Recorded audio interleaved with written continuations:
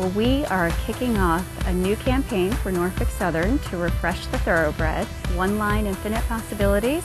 You know, the freight rail industry in general really doesn't get credit for the impact that it has on this country. And Norfolk Southern is really on the forefront of that. And so I think that the purpose of this campaign is really to bring that to life. One Line!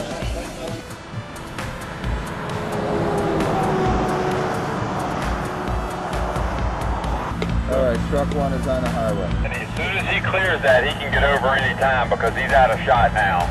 Roll 10. Alright. Yeah. Cool. You know, the more we learn about Norfolk Southern, we really realized so much of what they do is kind of invisible to the general public. You don't really see a train unless you're stuck behind one at a crossing, and you don't realize all the great things that they're doing, and we wanted to figure out a way to sort of get people to see those connections a little better.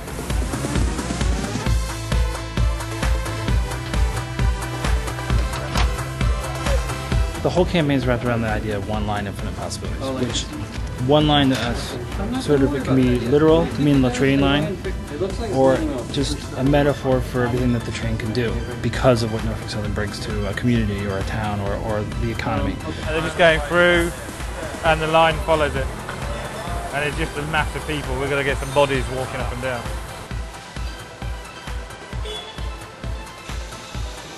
Well, I think that's one of the hidden secrets of the freight rail industry and the impact that Norfolk Southern has. There are many other products and services that are moved by the freight rail industry. You know, electronics and technology and things that you may not even expect. We used something like 20 locations for the campaign. Some locations that weren't related directly to Norfolk Southern, like a construction site, you know, just some beautiful scenery where there were roads and highways that they were using, a steel foundry. You know, if you've seen the boards for the spot, it talks about the economy and job creation and modernization, so we're all over the board. Roll tape. Roll camera. And action. Dolly and smile, cut.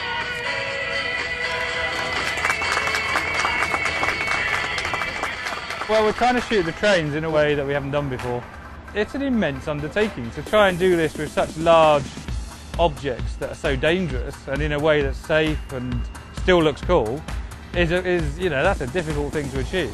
The helicopter obviously been used before, and it's just a way to facilitate a couple of the shots that need height. But the Russian arm was never done before.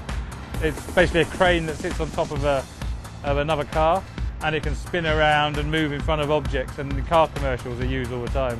Well, yeah, it enabled us to get low and close to the train, which normally you shoot trains either statically on the side of the track or from a helicopter. And so you never get that dynamic shot where you're going along, chasing along the side and coming round to the front and going up and down. So it gave us stuff which has never been seen before. I've been a fan of O. Winston Link since I was at college. And then to be shooting the same things that he shot, you know, 50 years ago, or whatever, it's a real privilege. So to actually be shooting the same things you know, this Solitude was one of his most famous shots. So you're shooting in the same spot. You know, that's awesome. You know, it's a real privilege. Well, I must say the people we've met have actually they've been amazing. There's very few companies you go in and they're so proud of what they do and they enjoy it, and they're super nice people. You know, it's been a pleasure. Public Relations contacted us and said they were going to be making some commercials, and they had asked us to get the high rail in place, get the train in place, make sure the crew's there on time, and get to the location as we are here today. This is a very unique camera that has a gyro in it. They was explaining to me that it weighs about 1,600 pounds, and it's balanced perfectly so there's no vibration as you go down the track. It gives you a constant picture. For all the different scenes and the beautiful landscapes and vistas and all the different locations, we'll have a unifying graphic device that ties them all together. One line, infinite possibilities. So I'm the visual effects supervisor, and because we have an animated computer-generated element, I have to tell the computer about the lighting in the room. So I'm going to take photographs with a spherical lens So I take pictures like that at a range of different exposures, and I make a little dome, like as if it's a complete roof for the computer. So inside the computer, it knows what the environment looks like. You start from the beginning. You have to find locations. You have to find a director that wants to shoot it. You have to find someone who can do it in your budget.